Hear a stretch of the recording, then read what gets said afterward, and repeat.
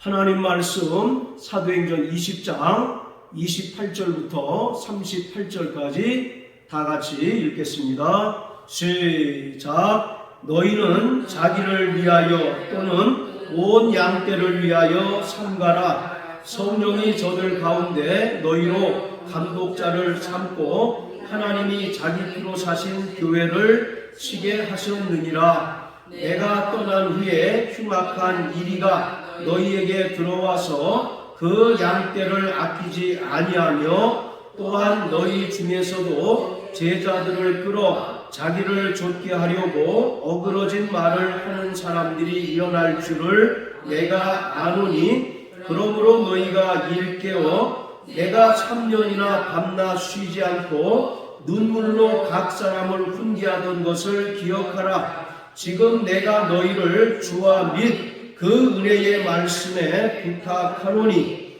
그 말씀이 너희를 능히 든든히 세우사 거룩해 하심을 입은 모든 자 가운데 기업이 있게 하시리라. 내가 아무의 은이나 금이나 의복을 탐하지 아니하였고 너희 아는 바에 이 손으로 나와 내 동행들에 쓰는 것을 당하여 범사에 너희에게 모본을 보였노니 곧 이같이 수고하여 약한 사람들을 돕고 또 주 예수의 친히 말씀하신 바 주는 것이 받는 것보다 복이 있다 하심을 기억하여야 할지니라. 이 말을 한 후 무릎을 꿇고 저희 모든 사람과 함께 기도하니 다 크게 울며 바울의 목을 안고 입을 맞추고 다시 그 얼굴을 보지 못하리라 한 말을 인하여 더욱 근심하고 배까지 그를 전송하니라. 아멘.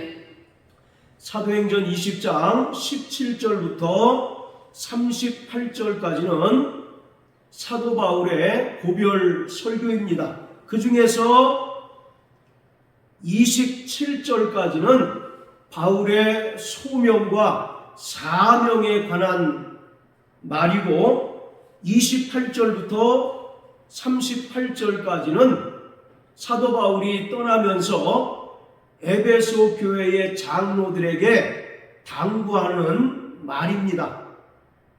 사도 바울이 예루살렘으로 향하는 중 밀레도라고 하는 곳에 잠시 머물면서 에베소에 있는 교회 장로들을 청해서 밀레도에 오게 해서 그곳에서 고별 설교를 하고 있는 것입니다. 바로 고별 설교의 내용은 사도 바울이 떠난 후에 흉악한 이리가 들어와서 교회를 위협하고 성도들을 미혹하게 될 터인데 너희는 진리에 더욱더 굳게 서서 이러한 것들을 물리치라는 것입니다. 바울이 에베소에 3년이나 머물면서 힘을 다해서 가르쳤던 그 진리의 말씀을 기억하면서 악한 자와 거짓 선지자 또 거짓 사도들에게 미혹당하지 않도록 주의하라고 당부하고 있는 것입니다. 바로 밀레도에 모인 이들은 에베소 교회의 장로 또 에베소 교회의 감독들입니다. 바로 장로와 감독은 동일한 직분을 가리키는 말로서 지금으로 하면 교회의 영적 지도자 또 목회자들을 가리키고 있습니다. 자, 28절에 보면 너희는 자기를 위하여 또는 온 양떼를 위하여 삼가라 이와 같이 말합니다. 여기서 삼가다라고 하는 말은 전심전력하다라는 뜻입니다. 그러니까 교회의 장로와 감독된 자들은 하나님께서 맡겨주신 교회의 양무리들을 위하여 열심을 다하고 전심전력을 다해서 그들을 돌봐야 한다라는 것을 말하고 있습니다. 그리고 너희로 감독자를 삼고 하나님이 자기 피로 사신 교회를 치게 하셨다라고 말합니다. 여기서 교회를 치다라고 하는 것은 목양을 말하고 있습니다. 여기서 이 치다라고 하는 단어에서 바로 목사라고 하는 단어가 파생이 됐습니다. 에베소서 4장 11절에 보면 사도와 선지자와 복음 전하는 자, 그리고 목사와 교사를 주셨다라고 할 때 이 목사는 하나님께서 맡겨주신 양무리들을 치고 또 부지런히 그들의 형편을 살피고 또 생명의 꼴을 먹이는 자들을 말하고 있습니다. 그러니까 교회의 장로와 감독들이 하는 역할에 대하여 분명하게 말하고 있는데, 이들은 하나님이 자기 피로 사신 교회를 치는 자들이다라고 이렇게 말합니다. 자, 그러면서 특히 29절 30절을 보면 사도 바울이 떠난 후에 에베소 교회에 흉악한 이리와 어그러진 말을 하는 사람들이 들어와서 교회를 위협하고 또 교회를 미혹하게 된다라고 이렇게 말하고 있습니다. 자, 우리 29절 한번 읽어보겠습니다. 시작. 내가 떠난 후에 흉악한 이리가 너희에게 들어와서 그 양떼를 아끼지 아니하며. 자, 바울이 떠난 후에 흉악한 이리가 에베소 교회에 들어와서 그 양떼를 해치게 된다라고 말하고 있습니다. 여기서 말하는 흉악한 이리는 양의 옷을 입고 다가오지만 속에는 노략질하는 이리들로서 교회에 가만히 들어와서 성도들을 해치는 자들을 말합니다. 이들은 거짓 선지자 또 거짓 사도들로서 외부에서 들어온 그 외부의 적을 말하고 있습니다. 자, 여기 표시해 놓으시고 마태복음 7장을 다 같이 보시겠습니다. 마태복음 7장 15절 시작. 거짓 선지자들을 삼가라. 양의 옷을 입고 너희에게 나오나 속에는 노략질하는 일이라. 예수님께서 말씀하시되 너희는 거짓 선지자들을 경계하고 조심하라고 말씀합니다. 그들은 양의 옷을 입고 너희에게 접근하지만 속에는 노략질하는 일이다라고 말씀합니다. 자, 또 24장 마태복음 24장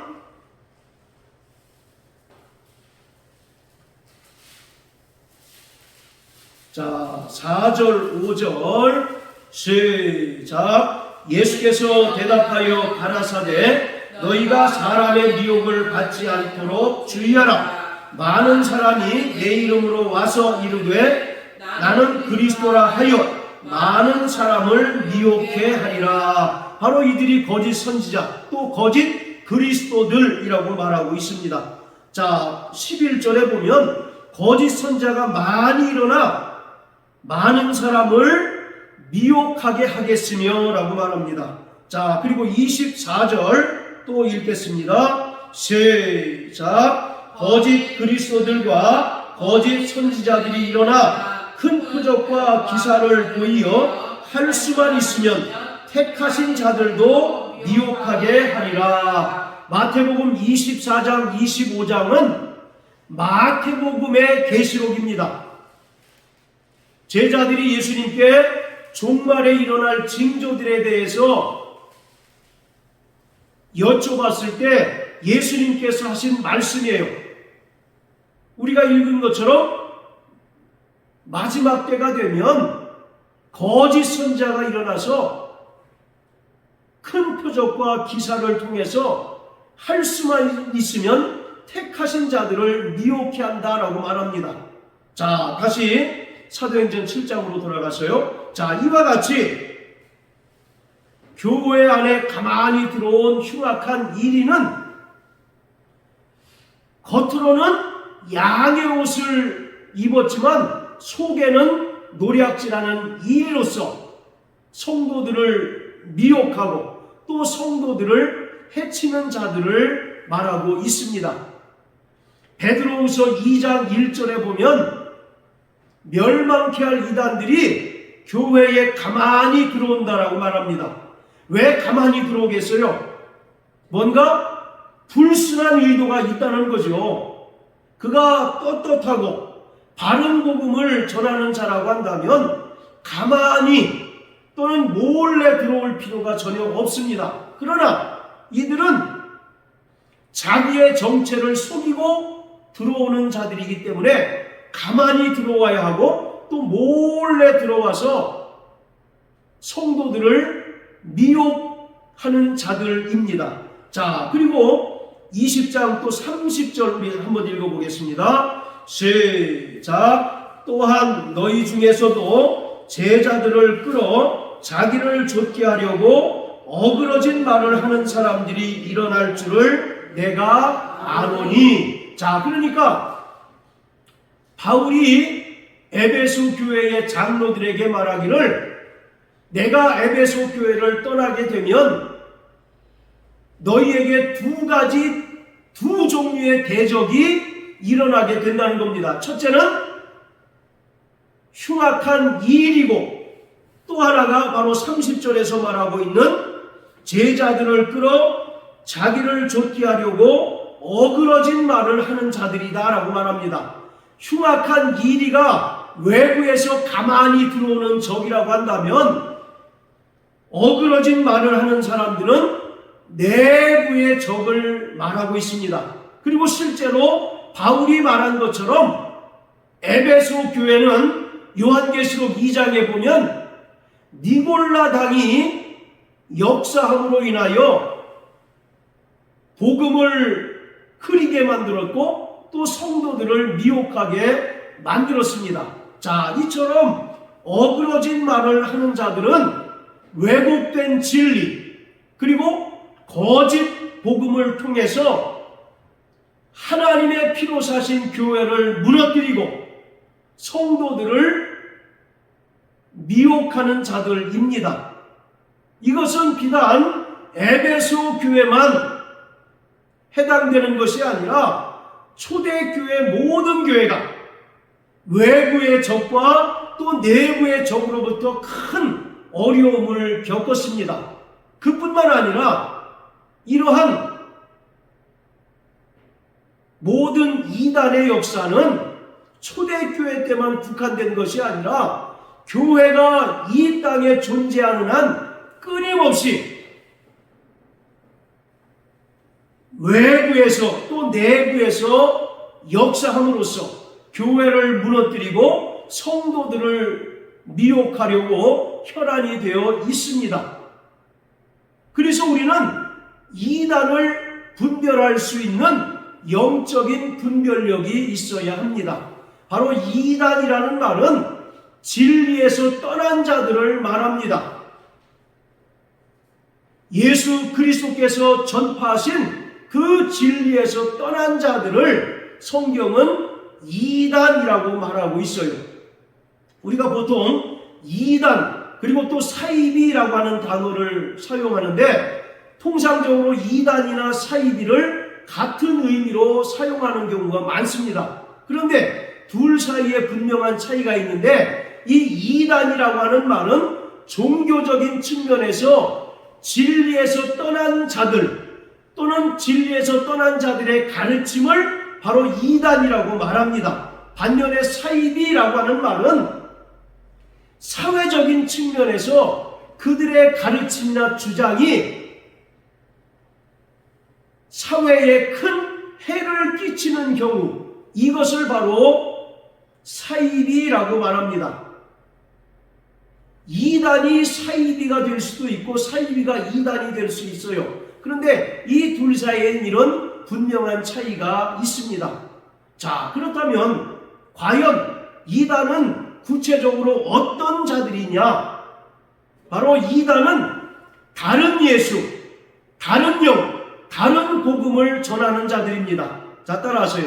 다른 예수, 다른 영, 다른 복음, 네, 이것을 전하는 자들이 바로 이단입니다. 자, 우리 고린도후서 11장을 다 같이 보시겠습니다.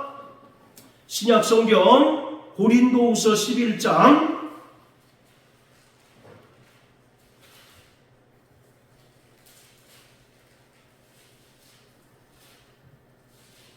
자, 3절부터 4절까지 다 같이 읽겠습니다. 시작. 뱀이 그 간교로 이와를 미혹해 한 것 같이 너희 마음이 그리스도를 향하는 진실함과 깨끗함에서 떠나 부패할까 두려워하노라. 만일 누가 가서 우리의 전파하지 아니한 다른 예수를 전파하거나 혹 너희의 받지 아니한 다른 영을 받게 하거나 혹 너희의 받지 아니한 다른 복음을 받게 할 때에는 너희가 잘 용납하는구나.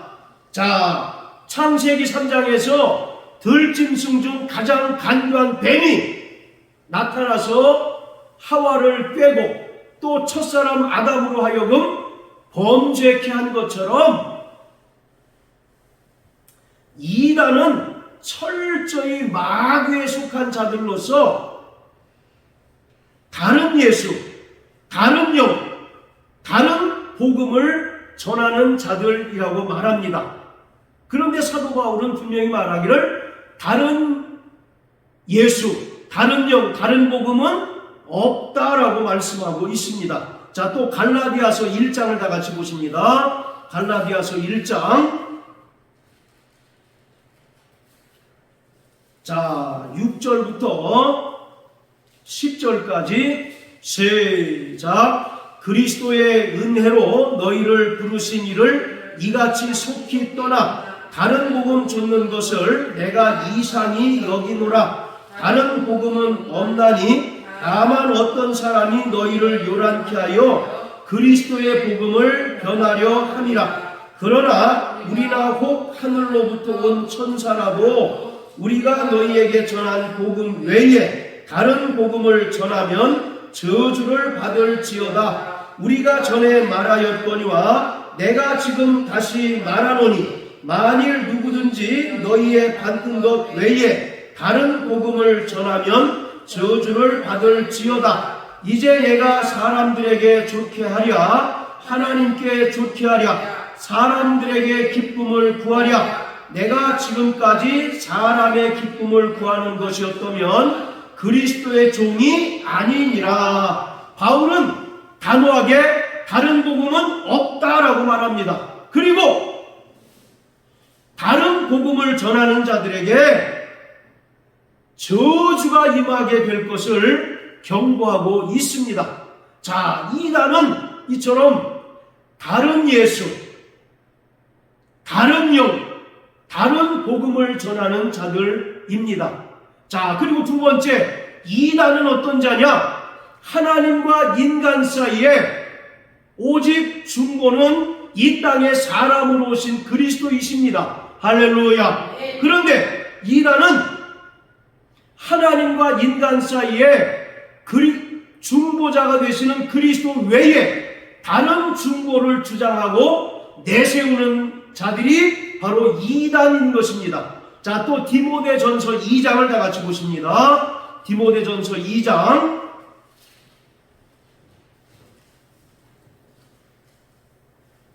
자, 같이 읽겠습니다. 시작. 하나님은 한 분이시요 또 하나님과 사람 사이에 중보도 한 분이시니 곧 사람이신 그리스도 예수라. 할렐루야.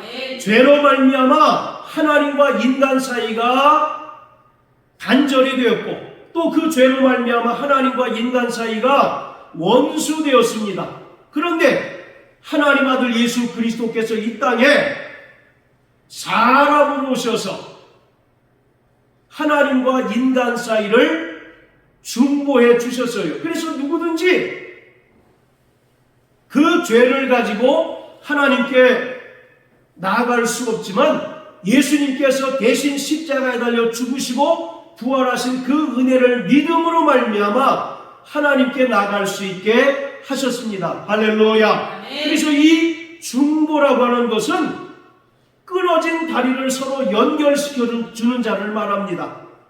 오직 하나님과 인간 사이의 중보자는 사람으로 오신 그리스도밖에 없습니다. 그런데 이단은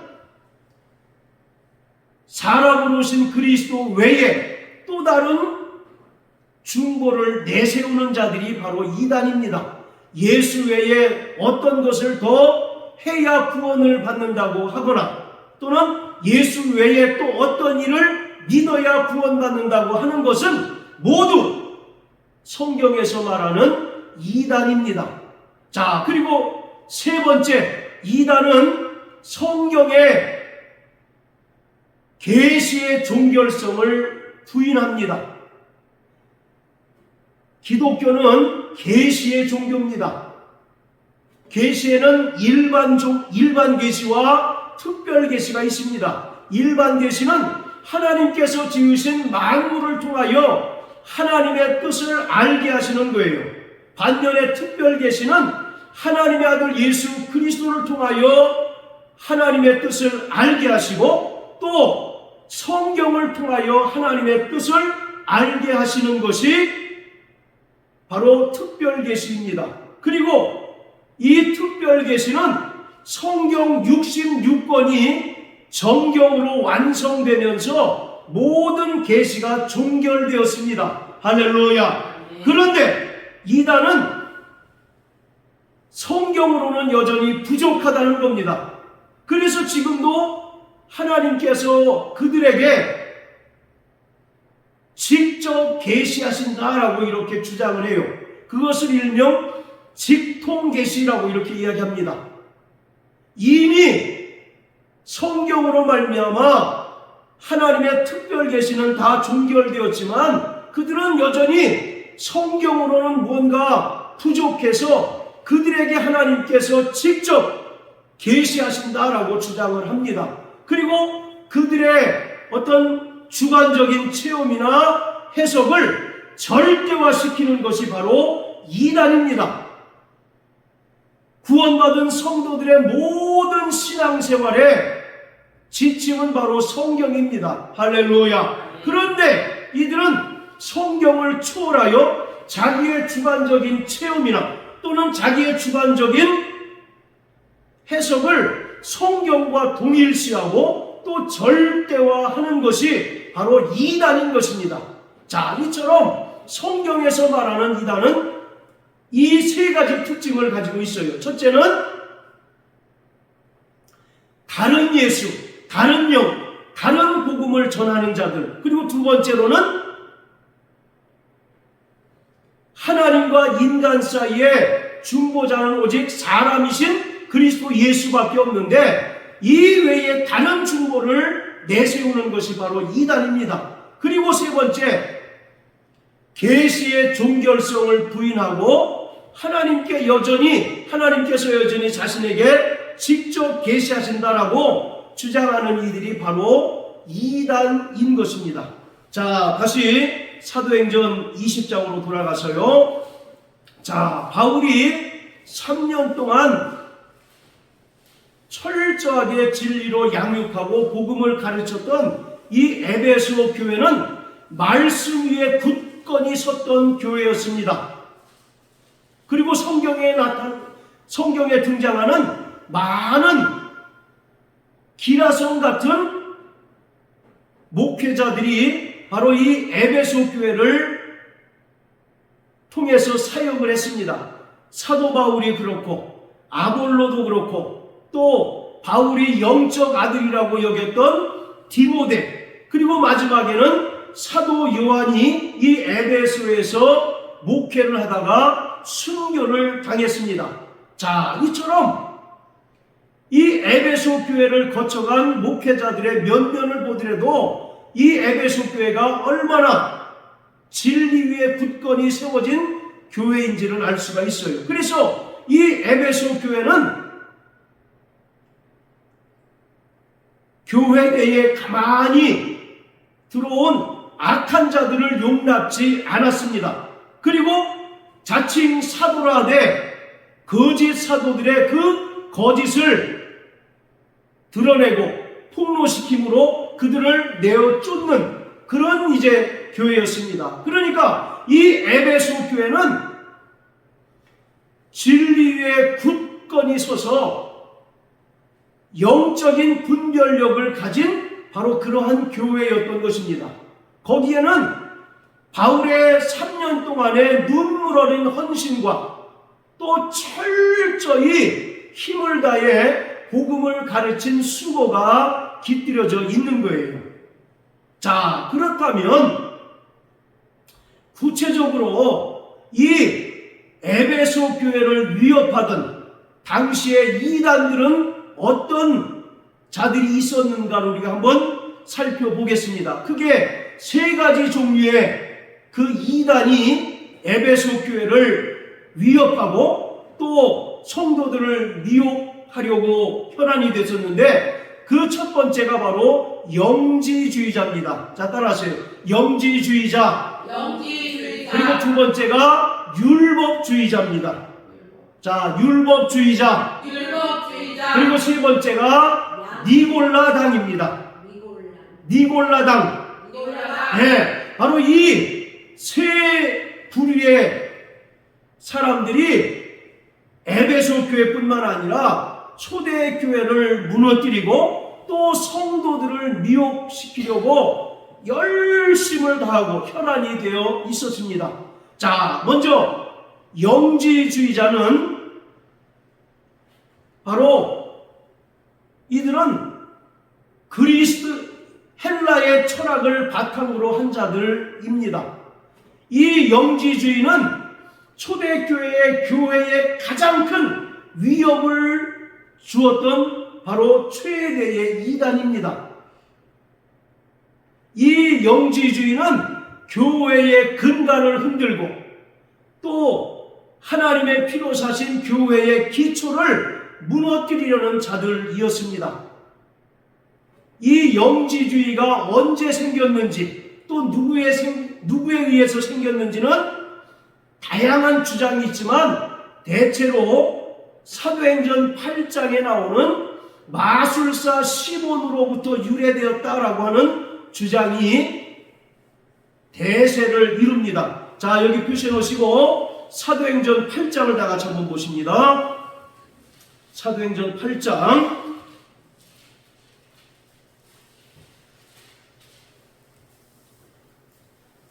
자, 9절에 보면 그 성에 시몬이라는 사람이 전부터 있어 마술을 행하여 사마리아 백성을 놀라게 하며 자칭 큰 자를 하였다라고 말합니다.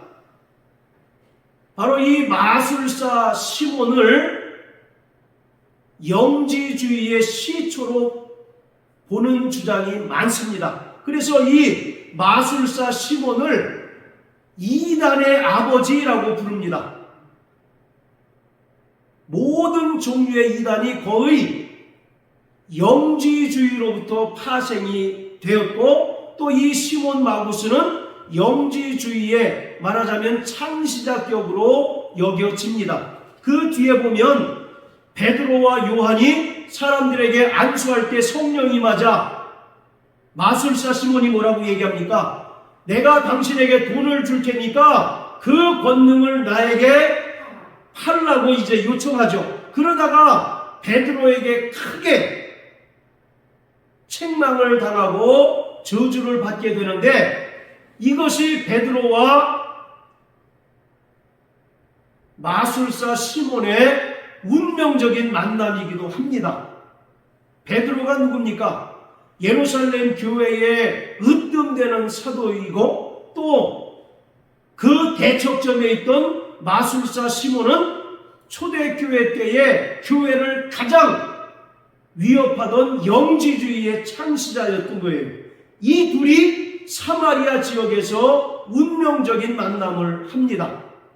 자, 이처럼 초대교회 때 가장 교회를 위협하던 세력이 바로 영지주의인데 말씀드린 것처럼 이 영지주의는 헬라 철학의 이원론에 철저한 바탕을 합니다.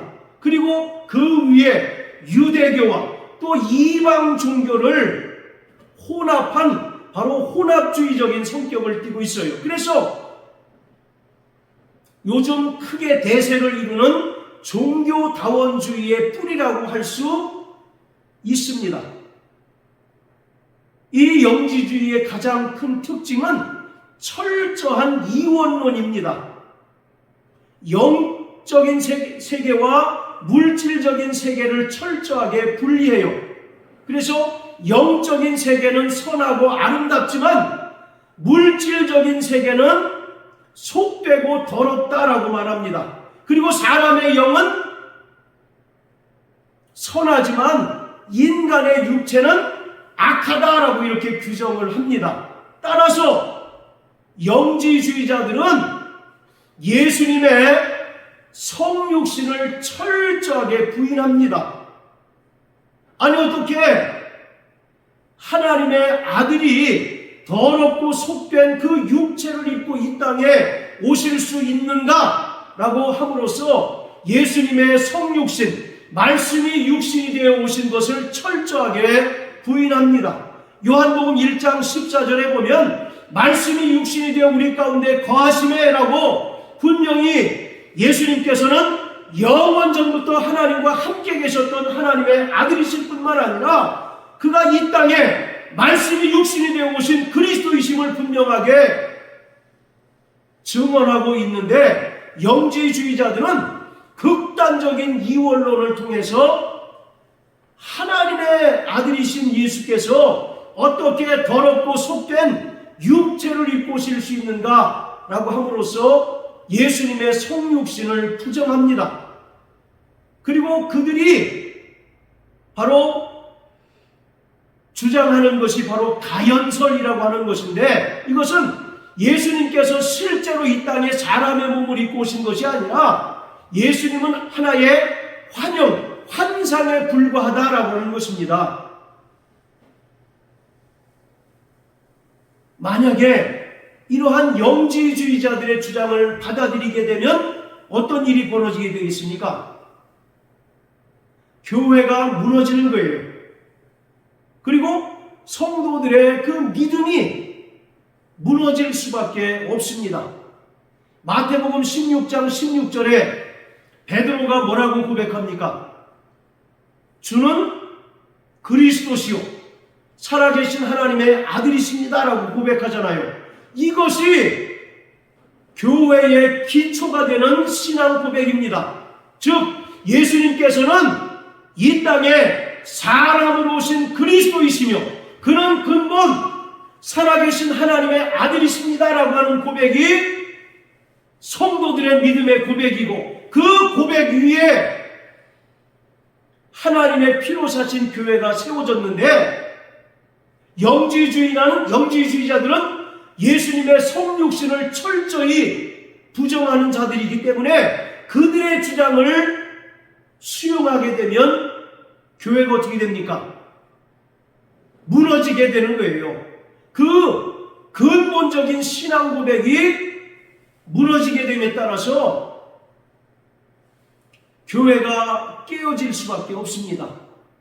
베드로가 주는 그리스도시요 살아계신 하나님의 아들이십니다라고 고백했을 때 마태복음 16장 18절에서 예수님께서 뭐라고 얘기합니까? 내가 이 반석 위에 내 교회를 세우시겠다라고 말씀하고 있지 않습니까? 반석과 같은 그 신앙 고백 위에 그리스도의 몸된 교회를 세우시겠다라고 말씀하고 계셔요. 그런데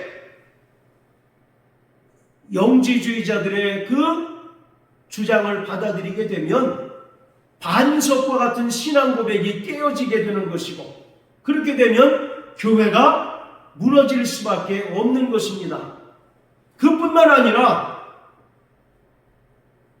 우리의 구원받은 믿음 역시 그 근거를 상실할 수밖에 없는 것입니다. 자, 우리 로마서 10장을 다 같이 한번 보십니다. 로마서 10장 9절 10절 자, 사모님 읽으세요. 내가 만일 내 입으로 예수를 주도 시인하며 또 하나님께서 그를 죽은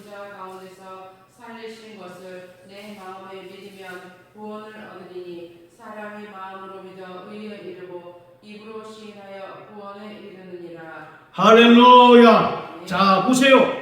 우리가 성령께서 우리를 감동하심으로 말미암아 예수님께서 그리스도이심을 시인하고 또 하나님 아버지께서 십자가에 달려 죽으신 예수를 다시 살리신 것을 마음으로 믿을 때 우리가 구원을 얻습니다. 그런데 영지주의자들의 그 주장을 받아들이게 되면 예수를 주로 시인할 수 없게 되는 거죠. 그러면 우리는 결국 구원받을 수 없게 되는 것이고 구원받은 믿음도 상실할 수가 있다는 것을 우리는 분명히 알아야 합니다. 그렇기 때문에 이러한 영지주의자들의 주장이 초대교회의 가장 큰 위협적인 세력이 될 수밖에 없었던 겁니다. 그래서 요한복음과 요한 1서, 요한 2서, 베드로후서, 유다서는 전부 영지주의자들의 그 거짓된 주장을 반박하고 또 성도들의 그 믿음을 견고케 하기 위하여 기록된 책입니다. 자, 우리 사모님 요한복음 20장 30절 31절 읽으세요. 요한복음 20장 30절 31절.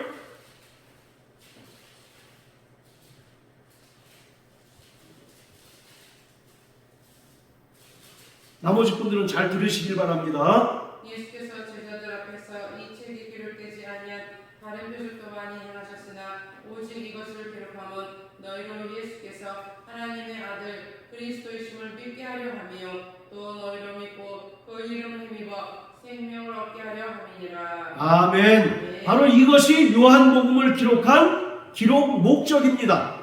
예수님께서 하나님의 아들이실 뿐만 아니라 이 땅에 사람으로 오신 그리스도이심을 우리에게 믿도록 하기 위해서 사도 요한이 기록한 책이 요한복음이에요. 이것은 철저히 영지주의자들의 거짓된 주장을 논박하고 성도들의 믿음을 견고케 하기 위하여 기록되었다는 것입니다. 자, 또 요한 1서를 다 같이 한번 보시겠습니다. 요한 1서. 자, 요한 1서 4장. 오늘은 되게 많이 썼네요. 요한 1서 4장. 자, 1절부터 3절까지. 시작. 사랑하는 자들아, 영을 다 믿지 말고 오직 영들이 하나님께 속하였나 시험하라. 많은 거짓 선자가 세상에 나왔음이니라. 하나님의 영은 이것으로 알지니 곧 예수 그리스도께서 육체로 오신 것을 시인하는 영마다 하나님께 속한 것이요 예수를 시인하지 아니하는 영마다 하나님께 속한 것이 아니니 이것이 곧 적그리스도의 영이니라. 오리라 한 말을 너희가 들었거니와 이제 벌써 세상에 있느니라. 할렐루야. 바로 예수께서 육체로 오신 것을 부인하는 자들이 다 적그리스도의 영이라고 말하고 있어요. 그러면서 그 뒤에 뭐라고 얘기합니까? 오리라 한 말을 너희가 들었거니와 이제 벌써 세상에 있다라고 말합니다. 아까 마태복음 7장 15절에서 예수님께서 거짓 선자들을 삼가라. 그들은 양의 옷을 입었지만 실질적으로 노략질하는 일이다라고 말씀하시고 마태복음 24장에서 거짓 선지자와 적그리스도를 삼가라고 말씀하셨는데 예수님께서 말씀하신 그대로 초대교회 때에 예수님의 성육신을 부인하는 적그리스도, 구체적으로는 영지주의자들이 이미 출현했다는 것을 말하고 있습니다. 그래서 요한복음뿐만 아니라 요한 1서는 철저하게 영지주의자들의 거짓된 주장을 대적하기 위하여 기록한 책입니다. 자, 또 요한 2서 1장 7절을 읽겠습니다. 자, 시작. 미혹하는 자가 많이 세상에 나왔나니 이는 예수 그리스도께서 육체로 임하심을 부인하는 자라. 이것이 미혹하는 자요 적그리스도니. 바로 이들이 영지주의자라는 것입니다. 말씀드린 것처럼 이들의 주장이 교회에서 받아들여지게 되면 교회는 어떻게 된다고요? 무너질 수밖에 없는 겁니다. 그리고 성도들의 그 구원의 믿음도 상실될 수밖에 없는 거예요. 그렇기 때문에 초대교회 당시에 이 영지주의자들의 거짓된 주장이 가장 교회를 위협하고 가장 교회를 미혹하던 세력이었습니다. 그래서 사도 요한은 요한복음과 요한 1, 2서를 통해서, 그리고 사도 베드로는 베드로 후서를 통해서, 그리고 예수님의 형제인 유다는 유다서를 통해서 이 영지주의를 철저히 배격하고 그들의 잘못된 주장을 낱낱이 폭로함으로써 성도들이 미혹당하지 않도록 하였습니다. 자, 이러한 영지주의자들은 극단적으로는 철저한 금욕주의로 나타나기도 했고, 또 한편으로는 윤리적 방임주의로 나타나게 되었습니다. 자, 그리고 초대교회의 대표적인 이단 두 번째는 바로 율법주의자였습니다. 자, 따라하세요. 율법주의자. 네, 바로 이 율법주의자는 말 그대로 예수님의 은혜로 구원받는 것에는 뭔가 부족하다는 겁니다. 그래서 율법의 행위를 강조함으로써 행위 구원을 말하는 자들이 바로 율법주의자들입니다. 이방인들 가운데 예수님의 은혜를 믿음으로 말미암아 구원받은 자들도 할례를 받아야 비로소 온전히 구원받을 수 있다고 주장하는 자들이 바로 율법주의자였습니다. 그리고 이들은 구원받은 성도들이 구약에 기록된 많은 의식들을 여전히 행해야 된다라고 주장을 합니다. 절기를 지켜야 되고 안식일을 지켜야 되고 또 여러 가지 규례들을 철저히 지켜야 된다라고 주장을 하고 있습니다. 자, 우리 사도행전 15장을 다 같이 한번 보십니다. 사도행전 15장. 자, 1절 읽겠습니다. 시작. 어떤 사람들이 유대로부터 내려와서 형제들을 가르치되 너희가 모세의 법대로 할례를 받지 아니하면 능히 구원을 얻지 못하리라 하니. 자, 예수님의 은혜를 믿음으로 말미암아 구원받은 것으로는 부족하다는 겁니다. 그래서 모세의 법대로 할례를 받지 아니하면 너희가 온전히 구원받을 수 없다라고 이렇게 주장하는 자들이 율법주의자였습니다. 자, 그리고 또 5절 읽으세요. 시작. 바리새파 중에 믿는 어떤 사람들이 일어나 말하되 이방인에게 할례를 주고 모세의 율법을 지키라 명하는 것이 마땅하다 하니라. 이방인들은 언약의 표징으로서 할례를 받을 필요가 있습니까? 없습니까? 아브라함의 후손들만 하나님과의 언약의 표징으로서 난지 8일 만에 할례를 받도록 명령하셨어요. 그런데 바리새파 중에 믿는 어떤 사람이 나와서 말하기를 이방인들도 할례를 받아야 마땅하다라고 이렇게 이야기를 합니다. 자, 이것에 대해서 베드로는 뭐라고 이야기하느냐?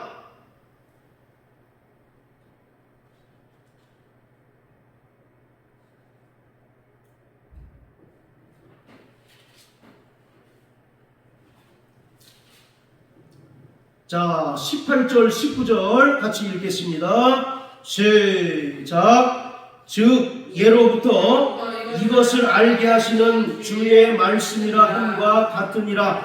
그러므로 내 의견에는 이방인 중에서 하나님께로 돌아오는 자들을 괴롭게 말고. 이 말은 무슨 말입니까? 이방인들은 율법에 정한 규례를 지킬 필요가 없다는 거죠.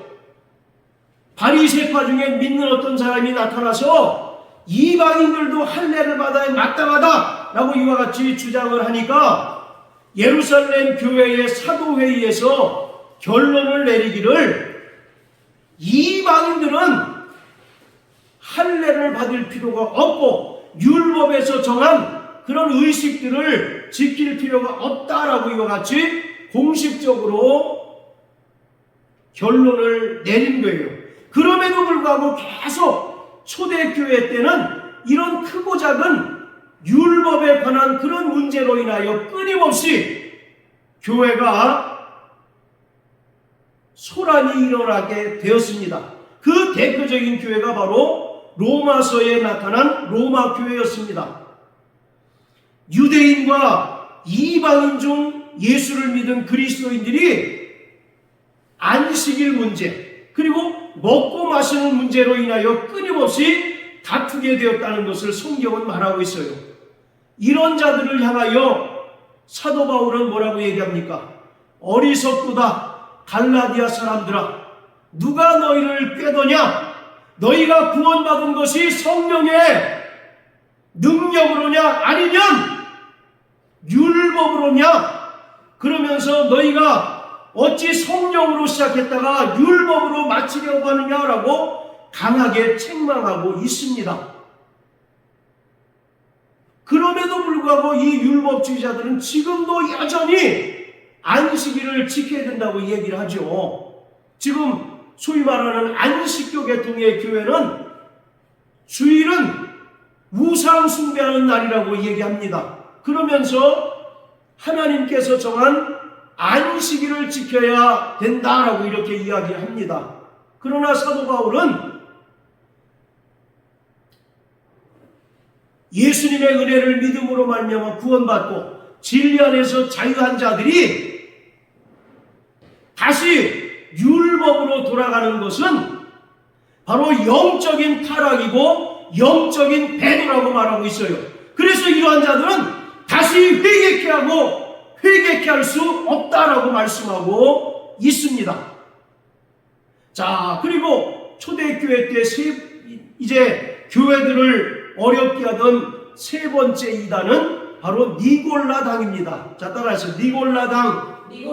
네, 바로 여기서 말하는 이 니골라당은 사도행전 6장에 나오는 헬라파 유대인의 지도자 7명 중에 니골라와 전혀 동일 인물이 아닙니다.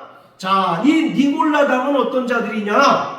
한 번 구원받았으면 그 구원받은 이후에 그 육체로 어떤 죄를 범해도 결코 그 구원을 상실하지 않는다라고 주장하는 자들이 바로 니골라당이었습니다. 그리고 우리가 예수님의 은혜를 믿음으로 말미암아 구원받은 이후에는 더 이상 율법의 계명을 지킬 필요가 없다라고 주장을 해요. 그래서 그들은 구원받은 이후에 그 육체로 허랑방탕하게 살고 또 성적인 타락 또 우상 숭배를 해도 결코 그들은 구원을 잃지 않고 또 하나님 자녀로서의 신분을 잃지 않는다라고 주장을 합니다. 과연 그럴까요? 에베소서 5장 18절에서 사도 바울은 분명히 말하기를 술 취하지 말라. 이는 방탕한 것이니 오직 성령의 충만을 받으라라고 말씀합니다. 여기서 술 취하지 말라는 것은 단순히 술을 먹고 마시는 그 문제만이 아니라 구원받은 이후에 육체의 정욕대로 사는 것을 말하고 있습니다. 그리고 방탕하다라고 하는 말은 구원을 상실한다는 말이 되는 겁니다. 구원받은 이후에 이것이 죄인 줄 뻔히 알면서도 습관적으로 반복적으로 짓는 것은 성령을 회방하는 성령 회방죄가 되는 거예요.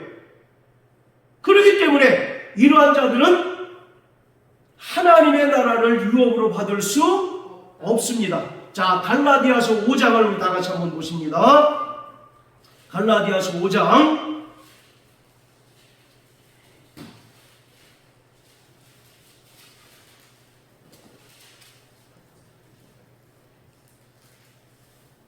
자, 16절부터 24절까지 다 같이 읽겠습니다. 시작. 내가 이르노니 너희는 성령을 좇아 행하라. 그리하면 육체의 욕심을 이루지 아니하리라. 육체의 소욕은 성령을 거스리고 성령의 소욕은 육체를 거스리나니 이 둘이 서로 대적하므로 너희의 원하는 것을 하지 못하게 하려 함이니라. 너희가 만일 성령의 인도하시는 바가 되면 율법 아래 있지 아니하니라. 육체의 일은 현저하니 곧 음행과 더러운 것과 호색과 우상숭배와 술수와 원수를 맺는 것과 분쟁과 시기와 분냄과 당짓는 것과 불리함과 이단과 투기와 술취함과 방탕함과 또 그와 같은 것들이라. 전에 너희에게 경계한 것 같이 경계하노니 이런 일을 하는 자들은 하나님의 나라를 유업으로 받지 못할 것이요 오직 성령의 열매는 사랑과 희락과 화평과 오래 참음과 자비와 양선과 충성이니 온유와 절제니 이 같은 것을 금지할 법이 없느니라. 할렐루야. 바로 우리 안에 육체의 소욕과 성령의 소욕이 서로 다툼으로써 우리가 원하는 것을 하지 못하게 한다라고 말합니다. 그러면서 19절부터 보세요. 육체의 일은 현저하니, 그러면서 쭉 육체의 정욕을 따라 살면서 짓는 죄를 열거하면서 22절에 뭐라고, 21절에 뭐라고 얘기합니까? 하나님의 나라를 유업으로 받지 못한다. 이 얘기는 뭡니까? 구원받지 못한다는 것을 말하고 있습니다. 그럼에도 불구하고 니골라당은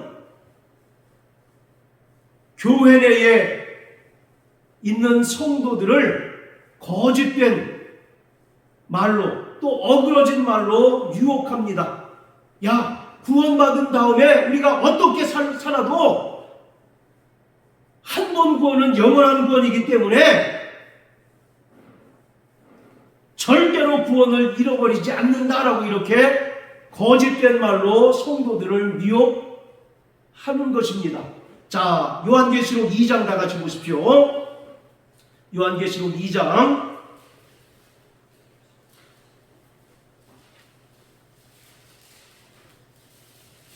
자, 6절입니다. 시작. 오직 내게 이것이 있으니 내가 니골라당의 행위를 미워하는도다. 나도 이것을 미워하노라. 자, 바로 에베소 교회가 철저히 니골라당의 행위를 미워했다라고 말합니다. 자, 그런데 니골라당의 행위가 구체적으로 무엇이냐? 14절, 15절에 기록되어 있습니다. 자, 시작. 그러나 내게 두어 가지 책망할 것이 있나니 거기 내게 발람의 교훈을 지키는 자들이 있도다. 발람이 발락을 가르쳐 이스라엘 앞에 올무를 놓아 우상의 제물을 먹게 하였고 또 행음하게 하였느니라. 이와 같이 내게도 니골라당의 교훈을 지키는 자들이 있도다. 바로 니골라당의 그 교훈을 구약에서 발람의 교훈과 비교하고 있습니다. 발람이 어떤 자냐면 거짓 선지자인데 이스라엘 백성들이 광야를 가는 동안 이스라엘 백성들을 유혹함으로써 바알 부올에게 제사를 지내게 하고 또 신전에 있는 창기들과 행음하게 함으로써 많은 사람들이 죽도록 만든 자가 바로 발람 선지자예요. 그와 같이 이 니골라당은 한 번 구원받은 다음에 성적인 타락을 해도 절대 구원을 상실하지 않는다라고 주장을 합니다. 그래서 초대교회 성도들 가운데 이 니골라당의 거짓 교훈에 미혹됨으로써 육체적으로 성적인 타락과 방종에 이른 자들이 있었다라고 말씀하고 있습니다. 자, 이러한 영지주의와 율법주의 그리고 니골라당은 초대교회 때만 있었던 것이 아니라 오늘날도 우리에게 새로운 모습으로 우리 주위에 존재하고 있습니다. 이단은요, 교회가 생기면서부터 교회와 함께 있었습니다. 마치 그늘에 독버섯이 자라듯이 교회가 존재하는 한 이단은 끊임없이 교회와 함께 존재를 했습니다. 그래서 할 수만 있으면 택하신 자들을 미혹하고 또 거짓된 교훈과 거짓된 복음으로 하나님께서 피로 사신 교회를 무너뜨리고 구원받은 성도들을 미혹시키려고 철저하게 역사하고 있습니다. 이러한 영지주의나 율법주의 그리고 니골라당의 행위는 지금 우리 주위에 또 다른 가면을 쓰고 역사하고 있습니다. 그렇기 때문에 구원받은 성도들은 철저히 진리 위에 굳건히 서야 합니다. 할렐루야. 마태복음 13장에 보면 가라지의 비유가 나오죠. 바로 이 땅에 세워진 교회가 바로 천국입니다. 그런데 사람들이 잘 때에 원수가 와서 가라지를 뿌렸다라고 말합니다. 그랬더니 예수님, 이 가라지를 지금 뽑을까요? 했더니 예수님께서 뭐라고 얘기합니까? 내버려 두라고 말씀하고 있잖아요. 자, 우리 마지막으로 마태복음 13장 다 같이 한번 보십니다. 마태복음 13장